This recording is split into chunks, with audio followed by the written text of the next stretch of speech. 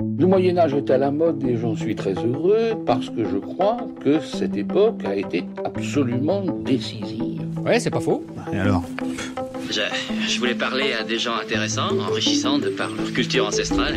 Passion médiéviste, des rencontres. Bonjour à toutes et à tous et bienvenue dans ce nouvel épisode du format Rencontre du patient médiéviste, le format où je vous invite à rencontrer des personnes qui font vivre le Moyen-Âge autrement, sans forcément faire des études, même si là on va voir aujourd'hui que oui. Aujourd'hui nous sommes à l'Entre-deux-Mondes, à Dijon, qui a la gentillesse de nous accueillir et je les remercie très fort. J'ai le plaisir de recevoir Fabrice Cognot. Bonjour Fabrice. Bonjour, mais tout le plaisir est pour moi. Alors Fabrice, ça va être compliqué de te présenter, parce que tu fais beaucoup de choses et tu as fait beaucoup de choses. Alors, on peut dire déjà, et tu me dis si tu es d'accord, que tu es donc docteur en archéologie avec une thèse soutenue en 2013 sur une étude des armes blanches dans les collections bourguignonnes 10e-15e siècle à l'université Paris 1 Panthéon-Sorbonne sous la direction de Paul Benoît. Déjà, je suis bon. C'est un peu... Oui, c'est ça. Et tu es aussi président de l'association de taille et des stocks. Est-ce que tu peux nous dire déjà en quelques mots en quoi consiste cette association ? C'est l'association bourguignonne de recherche et de développement des arts martiaux historiques européens. On a pris de taille et des stocks comme nom usuel parce que Association bourguignonne de recherche et développement des arts martiaux historiques européens, ça fait long à dire et à écrire. Donc je ne le dirai plus jamais. Et en fait, l'association a pour but de faire de la recherche, de redécouvrir et de promouvoir les connaissances et la pratique liées à tout ce qui était martial dans les cultures européennes, depuis l'Antiquité jusqu'à l'époque contemporaine à peu près. Donc tu as étudié de façon peut-être un petit peu théorique les armes et armures, mais tu les étudies aussi de façon concrète. On va voir ça aujourd'hui. Alors déjà, j'ai une première question un petit peu générale. Comment t'es venu l'intérêt et le goût, on peut dire en quelque sorte le goût, même si j'imagine que tu les as pas goûté, ou alors peut-être, et c'est un petit peu bizarre, mais le goût, pas ici. le goût pour les armes et armures médiévales. C'est une question très personnelle finalement parce que je ne peux pas répondre à cette question, j'ai pas de date précise, je peux pas dire c'est arrivé un mardi après-midi, je me souviens il pleuvait. Ça a toujours été là, un peu, comme tous ces gens qui ont lu certains livres, qui ont vu certains films. Voilà, l'envie est là, mais après, quelque part, c'est tellement naturel. Quand on voit des enfants qui prennent des bâtons, tout de suite ça devient des épées, donc voilà. Ou des sabres laser, ça dépend. Mais finalement, c'est la même chose d'ailleurs. Donc je peux pas dire, j'ai toujours eu un intérêt pour ça. Mes lectures, mes divertissements, mes loisirs m'ont pas forcément aidé à m'éloigner de ça, au contraire. Alors pourquoi l'intérêt pour la période médiévale ? Parce que tu aurais pu étudier des armes de toute époque. C'est ce que je fais un peu quand même. Voilà, il faut savoir favoriser l'éclectisme. Mais la période médiévale, elle a ça de particulier qu'elle est, comment dire, fascinante et complexe, à la fois à portée de main et à la fois suffisamment éloignée pour qu'on puisse la regarder avec plusieurs angles. Parce que je sais pas, parce que les chevaliers, parce que... Sans d'ailleurs que, en tout cas pour moi, il y ait toutes les connotations spirituelles ou quoi que ce soit derrière, mais... Et aussi parce que, tu vas me détester pour dire ça, mais il y a d'autres époques qui sont tout aussi intéressantes et qui mériteraient d'être un peu mieux connues, en tout cas au niveau des armes et des armures, par exemple la Renaissance. Mais je fais un podcast sur les modernistes aussi, donc t'inquiète pas. Oui, c'est des gens bien aussi, certains. Pas tous. Revenons un petit peu en arrière. Pourquoi tu as choisi de les étudier sous un angle archéologique jusqu'à en faire une thèse ? Parce que on peut avoir un intérêt pour les armes, mais de là en faire une thèse, c'est quand même pousser un peu le bouchon. J'avoue que je me suis laissé prendre, tu vois, tu mets le doigt dedans et après tu sais plus comment t'arrêter. C'est un peu comme quand tu commences à faire des trucs et voilà. Je voulais vraiment faire les choses bien, en fait. Au départ, moi, j'ai un passé d'études scientifiques. Et puis au bout d'un moment, je me suis rendu compte que ça me correspondait pas forcément vraiment. J'ai eu un passage où je me suis demandé ce que j'allais faire de ma vie. Et puis ça s'est présenté à moi. J'ai eu l'opportunité de travailler sur une collection d'armes médiévales. Et puis voilà. En fait, ce que je voulais, c'était... aussi d'ailleurs saugrenu que ça puisse paraître, ou aussi dénué de sens, mais, entre guillemets, faire des épées. Ça veut rien dire en tant que tel, et ça veut tout dire en même temps. Que ce soit dans la fabrication, ou que ce soit dans juste le fait de vivre avec, et ben l'idée derrière, l'approche, ça a été de savoir de quoi j'allais parler, avant d'en parler, tout simplement. Donc, de proche en proche, on commence à faire des études. Alors, moi, je suis de l'ancienne... je suis d'avant la réforme, avant la réforme licence, master, doctorat. C'était encore l'époque des DESS et des trucs comme ça, et des DEA. Donc on commence par faire licence, maîtrise, ensuite DEA, et puis voilà, et puis on pousse la chose jusqu'à essayer d'en savoir un peu plus, sachant qu'on s'arrête jamais vraiment. C'est peut-être un petit peu lointain, mais qu'est-ce que tu as pu montrer dans ta thèse qui n'avait pas été montré avant ? Qu'est-ce que tu as pu étudier et mettre en valeur ? J'ai fait une thèse vraiment sur de la documentation matérielle, mais en y apportant une idée qui finalement c'est un peu enfoncer une porte ouverte, mais c'est que les objets, et en particulier d'ailleurs les armes, ne sont pas simplement des choses statiques, juste des objets à considérer uniquement de la part de considérations visuelles ou stylistiques ou quoi que ce soit, mais que ce sont des choses dynamiques qui sont faites pour être utilisées. En fait, ma thèse, je voulais qu'elle porte sur le matériel, mais aussi sur tout ce qui est immatériel et qui est lié aux armes, c'est-à-dire les techniques de combat, par exemple, puisqu'on a de la documentation qui permet de les étudier, même si on se trompe certainement, mais en tout cas d'en savoir un peu plus. Puis ensuite, ça me permet aussi d'ouvrir d'autres champs d'exploration, puisque quand on fait de la recherche, en général, quand on trouve la réponse à une question, c'est pas une réponse qu'on trouve, c'est plein d'autres questions. Voilà. Et ça n'avait pas été montré avant ?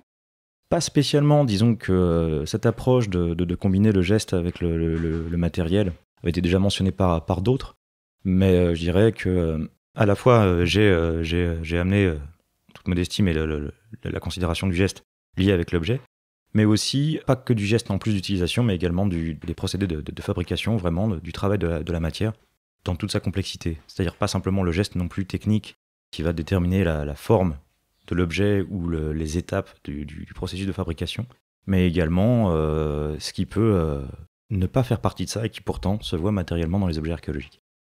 Et je le disais un petit peu tout à l'heure, mais au-delà de ce parcours universitaire, tu as aussi une pratique très concrète de la passion pour les armes et armures médiévales, parce que depuis 2004, c'est ce que j'ai vu, tu étudies notamment les arts du feu et de la coutellerie. Est-ce que tu peux m'en dire un peu plus ?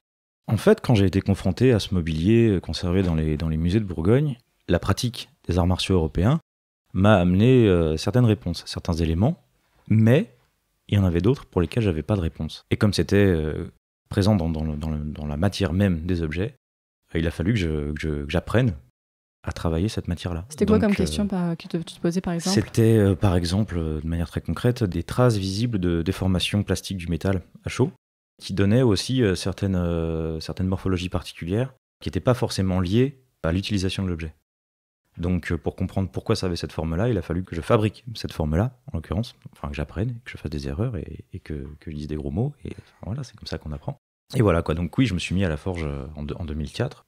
C'est pareil, c'est toujours un long apprentissage, je me considère toujours comme un étudiant de ces disciplines et de ces pratiques, et ces savoir-faire, j'en apprends tous les jours. Quelquefois d'ailleurs un peu à la dure, quelquefois on a des moments aussi de grand plaisir et de grande satisfaction, donc voilà, il y a encore plein de choses que j'ai à découvrir.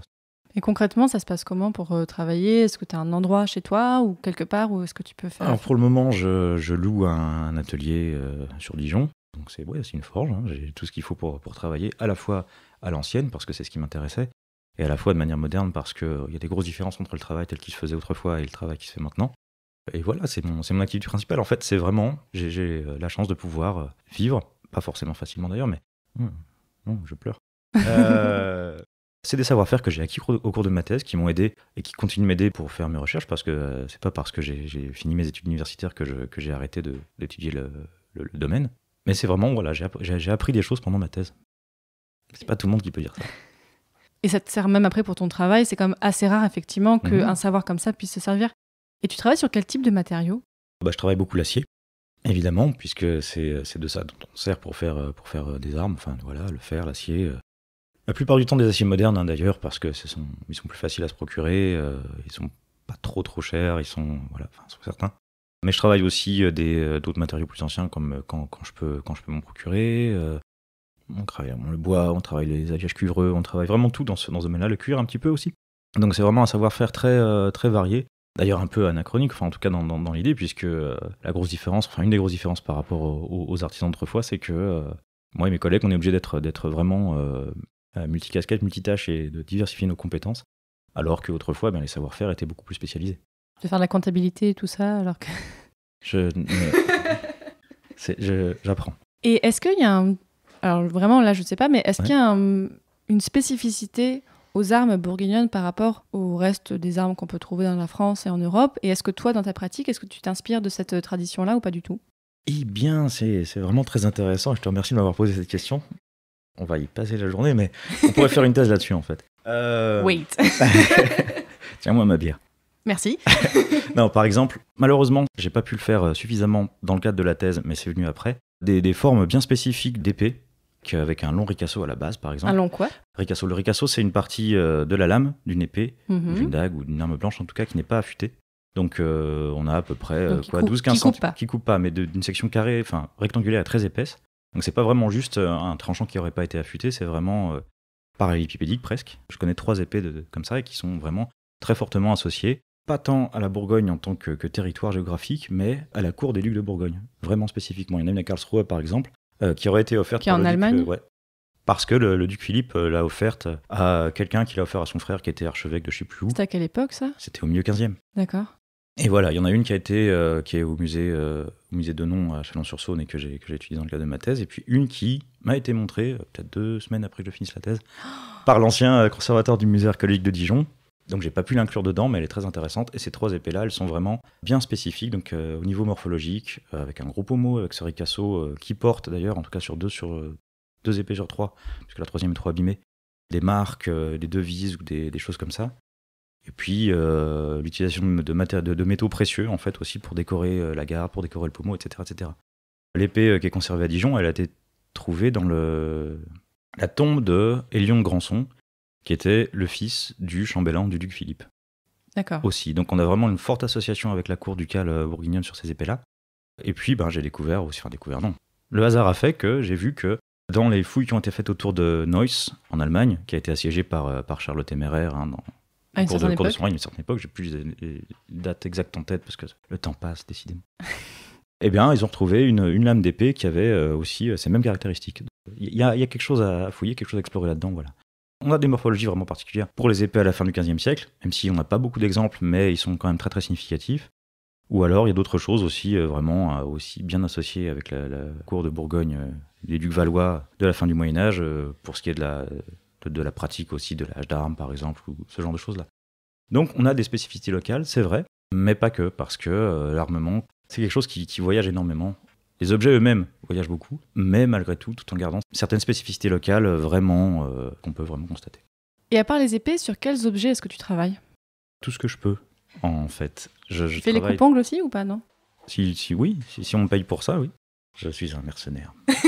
Il n'y a que l'argent qui m'intéresse. À part ça, je n'aime rien ni personne. Et je cite Star Wars aussi. Quel type d'objet? Oui, non, toutes les armes qui ont pu être faites aussi, que ce soit moi pour les comprendre en les faisant, parce que c'est pas qu'en démontant les choses qu'on peut les comprendre, c'est également aussi en les fabriquant.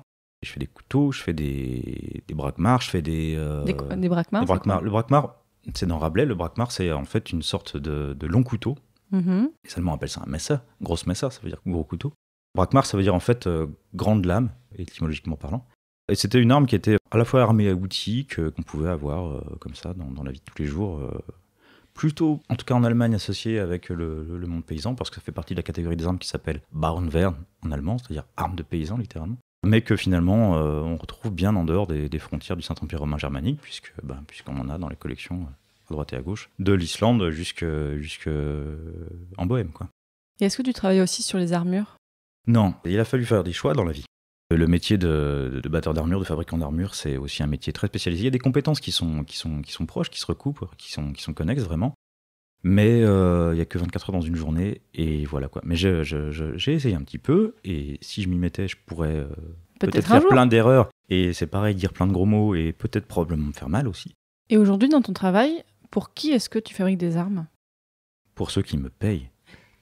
Pour moi aussi, en fait. Mais ma clientèle, elle est très variée. Il y a les pratiquants d'arts martiaux, par exemple. Il y a des collectionneurs, il y a les reconstituteurs, il y a des gens qui veulent se faire plaisir. Et puis, ça m'arrive aussi, j'essaie de toujours me consacrer un peu de temps à pas seulement travailler sur des pièces de commande, mais également à fabriquer des choses pour me faire plaisir à moi. Comme je disais, pour comprendre certains types, certaines morphologies, certains aspects, certaines choses, pour acquérir toujours des savoir-faire également.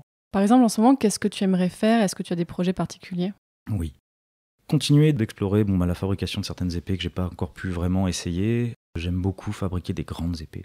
Les très grandes épées, alors là, évidemment, on n'est plus dans le Moyen-Âge, vraiment les grosses épées de la Renaissance, les grosses Schlachtschwerte ou les Montante ibériques ou les spadone italiennes, c'est vraiment un autre travail, c'est vraiment super intéressant à faire. Je m'amuse comme un petit fou.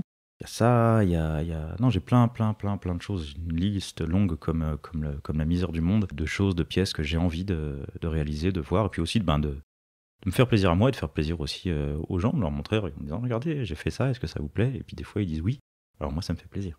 Est-ce que parfois tu as des commandes un peu étranges où tu dis « Mais Pourquoi faire ça ou non, c'est toujours des choses plutôt classiques? Non, ça, oui, j'ai des commandes, des gens qui sont des fois qui ont des demandes très spécifiques. C'est toujours intéressant en fait. Ce que j'aime dans le métier tel que je le pratique, c'est de travailler vraiment avec un client qui devient plus un partenaire finalement qu'un client parce qu'on travaille à deux pour sortir et affiner et définir ses envies et ses besoins parce que souvent les gens viennent me voir avec des choses pas forcément très nettes, même pour eux. En tout cas, qui sont pas forcément très compatibles avec le matériau, avec des projets les pas très méthodes. aboutis Voilà, et tout ça. Plutôt beaucoup d'envie et pas forcément beaucoup de réalisme dans la réalisation, mais je dis pas ça de manière péjorative du tout, au contraire. Oui, c'est ton métier de les accompagner à arriver à quelque Exactement, chose de voilà. au produit. Et on travaille ensemble et voilà.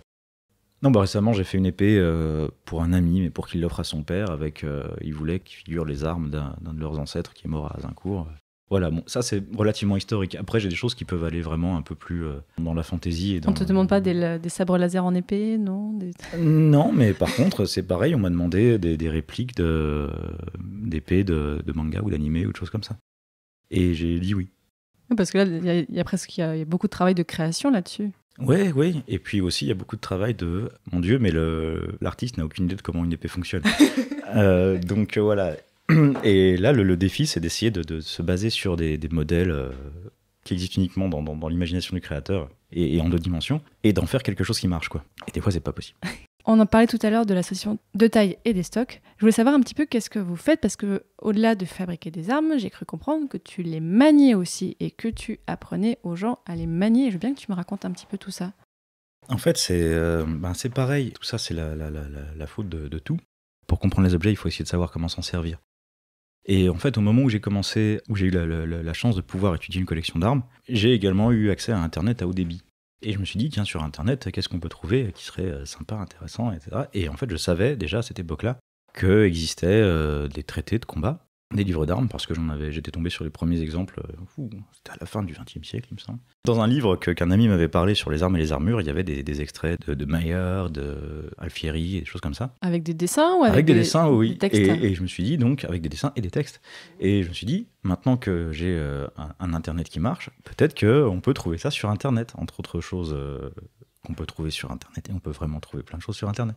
Et je les ai trouvées. Et donc, en même temps, j'avais des objets à étudier, et en même temps, j'avais quelque part, même si c'est pas forcément vrai ou pas forcément abouti, mais les clés de la compréhension de comment on s'en servait. Et donc, comme se battre tout seul, c'est pas forcément très pertinent, intéressant, ou ça peut être un peu sale même des fois. Et avec mes amis, on a créé cette association pour justement travailler sur ce qu'il est convenu d'appeler les arts martiaux historiques européens, c'est-à-dire les pratiques martiales qui ont existé en Europe aux époques historiques. Que ce soit au travers des ouvrages techniques écrits par les maîtres d'armes de l'époque, ou juste en l'absence de ces sources-là, au travers d'expérimentations archéologiques, d'expérimentations gestuelles, en se basant sur le matériel. Et là, encore une fois, ça n'avait pas du tout été étudié, ces traités, parce que c'est quand même des choses très précieuses pour comprendre un peu plus. Ça avait été étudié, en fait, il y avait eu une première vague de chercheurs qui s'y étaient intéressés à la fin du 19e siècle, mais évidemment, ils l'avaient fait comme on faisait les choses à la fin du 19e siècle, c'est-à-dire avec des moustaches. C'est-à-dire avec des moustaches. Ils avaient tous des superbes moustaches. Cette pisosité faciale est tellement, tellement fascinante. Ils avaient fait ça avec leur approche de gens du 19e siècle, donc avec une conception de l'historiographie qui était celle qu'on connaît. Et un des précurseurs, d'ailleurs un des pionniers, l'anglais Egerton Castle, voulait, lui, retrouver les arts martiaux. Enfin, ils appelaient pas ça des arts martiaux, ils appelaient ça l'escrime, évidemment. L'escrime du Moyen-Âge pour apprendre aux jeunes hommes d'Angleterre à défendre King and Country. Voilà, donc c'est un peu du scoutisme en fait, tout ça. Et voilà, et donc ils ont cette approche-là. Ils ont déniché, retrouvé des sources, des traités, des choses comme ça. Mais ils les ont peut-être un peu considérés avec leur... On n'est pas exempt d'ailleurs nous-mêmes, chercheurs, à l'heure actuelle, de ces défauts-là. Simplement on les voit pas parce qu'on a le nez dedans. Peut-être que d'ici dans 2 ou 3 générations, nos successeurs vont dire « mais il y avait une approche complètement bidon, pour qui ils se prenaient, c'était n'importe quoi, en plus ils n'avaient même pas de moustache ». Cette première vague était vraiment marquée par l'époque. Par exemple, ils avaient pris ces grandes épées à 2 mains ou même une épée longue de la fin du Moyen-Âge. Et c'est un peu eux qui avaient dit « oui, mais c'est lourd et ça sert que à assommer les gens ». Parce qu'ils avaient essayé de s'en servir comme des épées qu'ils avaient dans leur salle d'escrime, comme des petits fleuris ou des petites épées légères comme ça. Et donc forcément, oui, c'est pas la même masse, c'est pas les mêmes dynamiques. Puis des petits bras d'historiens pour lever ces gros machins. Non, c'était des maîtres d'armes, c'était des gens assez physiques, okay. des gens très, très pointus physiquement pour l'époque. Oui, c'était pas que des historiens purs. Non, c'était pas des théoriciens, c'était des praticiens. Oui. Mais voilà, le biais venait d'une déformation liée à leur pratique. Donc il y a eu cette première vague-là, fin 19e, début 20e siècle. Il y a eu une sorte de conflit mondial qui a un peu perturbé les choses. J'ai pas reçu de courrier pendant un moment, pendant cette époque-là. Puis voilà, et donc ça a un peu ralenti la chose. Après, depuis donc, les années 80-90, il y a des gens, d'abord des amateurs, des passionnés, des érudits qui sont intéressés à ça. Et puis ensuite, c'est vrai que le milieu universitaire s'était pas forcément beaucoup intéressé à la chose, pour plein de raisons qu'on pourrait lister, certaines plus valables que d'autres, quoique pas beaucoup. Pendant un moment, on a considéré que c'était pas sérieux, c'était pour s'amuser, c'était du divertissement, il y avait pas sujet, il y avait pas matière c'était pas la à faire grande des études. histoire. Il y a de ça aussi, oui. Et puis ça dépend des écoles, ça dépend de plein de choses. Je vais blâmer personne ici, c'est comme ça.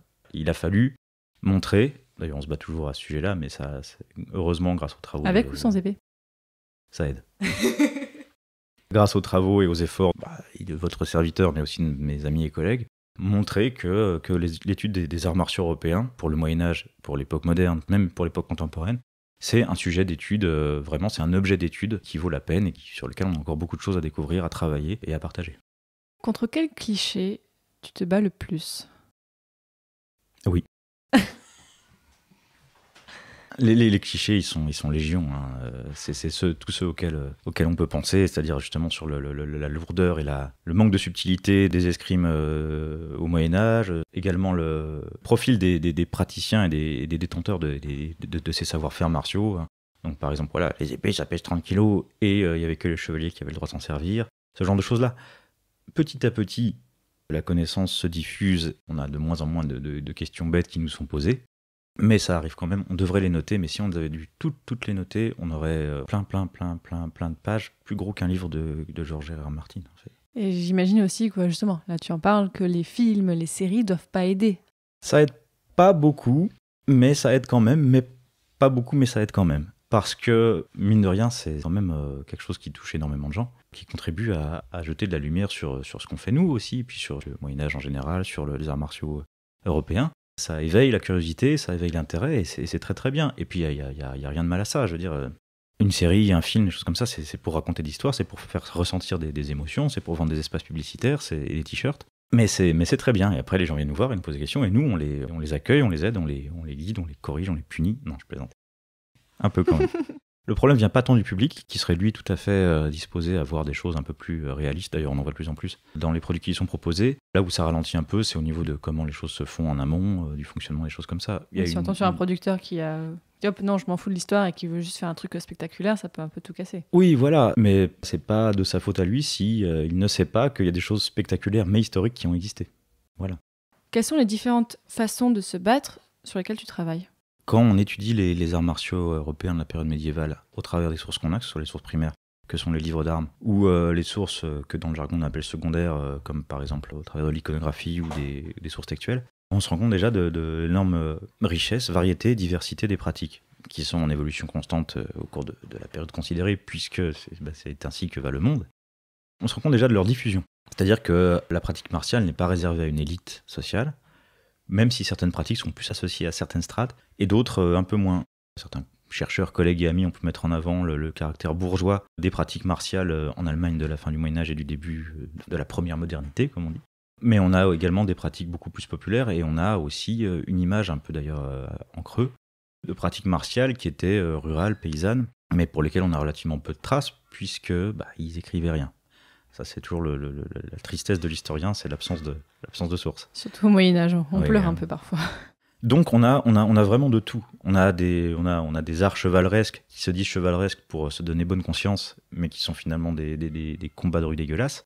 On a du combat à l'épée, on a du combat à cheval, on a du combat à pied, on a du combat avec et sans armure, on a de la dague, on a de la lutte, énormément d'ailleurs, en fait, une très très grande richesse martiale de pratiques à main nue, et avec plein de variations, de variantes, de subtilités, selon les sources considérées, selon les auteurs, selon les époques, selon les lignées martiales auxquelles telle ou telle source peut être rattachée ou rapprochée. On a aussi des notions de choses interdites, de choses autorisées, on a des notions de conventions. Il y a un petit clin d'œil à mon ami le docteur Pierre-Henri Bas, de conventions sur des pratiques martiales, c'est-à-dire des interdits écrits nulle part, mais qui étaient connus. Il y a toute cette notion, même si ça concerne plus d'ailleurs les pratiques du début de l'époque moderne, de l'importance en volume des coups d'estoc dans la pratique de l'épée longue dans le Saint-Empire romain germanique. Alors, coup d'estoc, est-ce que tu peux nous expliquer ce que c'est ? Le bout pointu rentre dans l'autre. D'accord. Le coup de taille, on se sert du tranchant de l'arme pour faire des bobos. Donc les stocks, c'est la pointe qui rentre, et puis il y a d'autres coups, des d'autres gros possibles. bobos. Voilà, ça peut faire très mal. Pour résumer de manière très erronée, planter quelqu'un, c'est mal, parce que ça veut dire qu'on veut sa mort. Découper quelqu'un, c'est moins mal, parce que ça veut juste dire qu'on veut affirmer une autorité. Mais dans quel contexte ? Dans le contexte bourgeois de l'Allemagne du 15e, 16e siècle. Pas dans un contexte de guerre ou de... Ah oui, Ouais, ça c'est aussi important, c'est vrai que c'est tellement évident pour nous autres. L'opposition qu'on peut faire à l'heure actuelle entre contexte civil ou contexte militaire, entre guerre ou entre rue, est beaucoup moins définie pour ces époques-là. Les pratiques martiales ne sont pas réservées que aux combattants, que aux guerriers en fait. C'est également des pratiques sociales. Au-delà de simples aspects liés au savoir-faire technique, comment on casse un bras ou à comment on tue quelqu'un, ou à comment on soumet... Il y a toutes ces notions de... Comment on découpe quelqu'un, c'est ça ? Ouais, pas que. Les souvenirs agréables que ça me rappelle. Il y a des aspects sociaux, justement, derrière, qui sont extrêmement importants. Les pratiquants de ces arts martiaux européens étaient des gens intégrés à leur société. Les sociétés d'escrimeurs avaient leur place dans les villes. Par exemple, à Gand, elles existent depuis le milieu du XVe siècle. Et elles ont été dissoutes qu'à la Révolution française, avec l'abolition des privilèges. L'aspect social de la pratique martiale, il est important également en Italie au XVe, XVIe siècle, c'est-à-dire que prouver sa supériorité martiale sur un rival, ça passe pas forcément par le tuer. C'est même pire pour lui s'il reste en vie derrière, puisqu'il a été humilié. C'est ce que les Italiens appellent spezzatura. Il faut se battre, mais avec détachement, avec classe et avec vraiment la supériorité de l'homme de la Renaissance, du courtisan, au sens castillonnais du terme. Mais également, les escrimeurs et les pratiquants, les détenteurs et de savoir-faire-là, c'était des gens de leurs époques. Donc c'est toute cette complexité qu'on découvre quand on s'intéresse à la martialité dans les sociétés européennes au Moyen-Âge et à la Renaissance, au-delà juste simplement de, s'il te fait ça, alors pars comme ça, couvre-toi comme ceci et fais-lui ça derrière. Depuis tout à l'heure, tu emploies le terme martial, et en fait, finalement, on n'est pas très habitué à entendre ce terme, en tout cas pour l'Europe. C'est vrai que quand on dit arts martiaux, on imagine tout de suite des ninjas et Bruce Lee et peut-être même Chuck Norris. Ah oui. Mais quand on réfléchit à l'étymologie du terme, c'est les arts de Mars. Et oui. Mars, ce n'est pas qu'une barre chocolatée, c'est également le dieu de la guerre chez les Romains. Donc voilà, le terme en lui-même était utilisé à l'époque, rarement mais aussi de plus en plus, pour désigner au sens plus large les arts de la guerre en fait. Mais pas que la stratégie, la tactique, les choses comme ça. On l'a utilisé, nous, pratiquants de maintenant de ces choses-là, aussi justement parce qu'il attire l'oreille des gens à qui on parle. C'est du marketing en fait. Un peu, c'est de la communication. Non mais voilà, quand on parle d'arts martiaux européens, c'est justement pour susciter aussi peut-être l'intérêt des gens, du public, pour dire mais vous dites quoi là, les arts martiaux ? Non, c'est forcément du judo.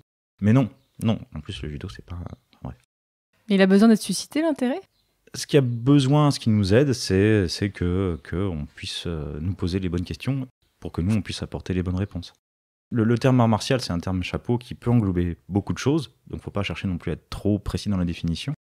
Mais quand on voit que ces pratiques, notamment pour la période médiévale, puisque c'est ce qui nous intéresse, vont, comme j'ai dit, de la pratique sans armes et en slip, jusqu'à des choses en armure lourde et à cheval, on ne peut pas juste utiliser le terme escrime pour dire ça. Oui, c'est un peu et réducteur. en plus, l'escrime a pris maintenant une autre valeur qui est très bien en soi, avec le sport et les choses comme ça. Donc à quand du combat en slip, en épée, au JO, quoi ? C'est pas ce qu'on veut. Est-ce que c'est vraiment ce que nous voulons ? Je suis pas sûr. Quoique, ça pourrait... ça ferait une forme de démocratisation Oui, c'est vrai. Après, il faut voir quel est le but aussi de nous autres qui travaillons sur la redécouverte de ces pratiques martiales. Est-ce qu'on veut vraiment en faire des pratiques sportives avec toutes les dérives que ça peut amener, mais aussi de tous les avantages, de visibilité, de financement, de choses comme ça. Je suis pas sûr. Et je suis pas sûr que c'était aussi comme ça qu'ils voyaient les choses à l'époque. On essaie de remettre les choses dans leur contexte, tout en proposant une pratique compatible avec les sociétés contemporaines, parce que le monde a changé. Je dirais pas que c'est pas bien, je dirais pas que c'est bien, on est tous d'accord là-dessus, voilà, c'est comme ça. Mais bon, vouloir en faire ou ne réduire ça qu'à une pratique sportive, ce serait vraiment passer aussi à côté d'une grande richesse technique et culturelle qui nous est apportée au travers de l'étude de ces arts martiaux historiques européens. C'est à la fois des arts, enfin un art et un sport. C'est une pratique physique qui est complexe et pas que simplement dans son aspect physique. C'est un peu comme la danse finalement, ou comme la musique. Il y a des gens qui ont fait un énorme travail très très admirable sur la compréhension et la redécouverte des musiques du Moyen-Âge et de la Renaissance, hein. C'est vraiment génial ce qu'ils ont fait. Et ben notre démarche est très très similaire. L'idée, c'est de retrouver finalement un patrimoine de l'humanité. Et d'ailleurs, on a commencé les démarches auprès de l'UNESCO pour la reconnaissance de ce patrimoine-là, parce que pourquoi pas. Les arts martiaux historiques européens, c'est quelque chose qui n'existe plus, parce que c'est comme ça, c'est la vie, mais qui appartient à tout le monde et qui mériterait d'être... Enfin, si ça peut faire plaisir aux gens, ben, autant se faire plaisir, quoi, voilà. Ça fait une bonne conclusion, ça. T'as vu.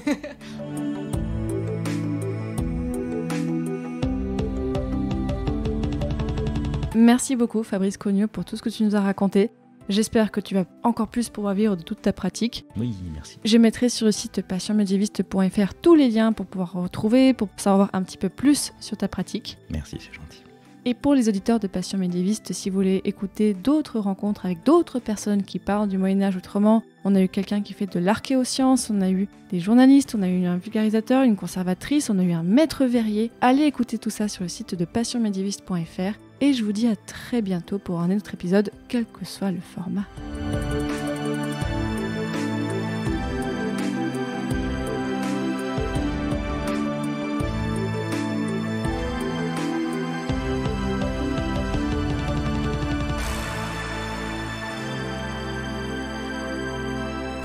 Allez hop!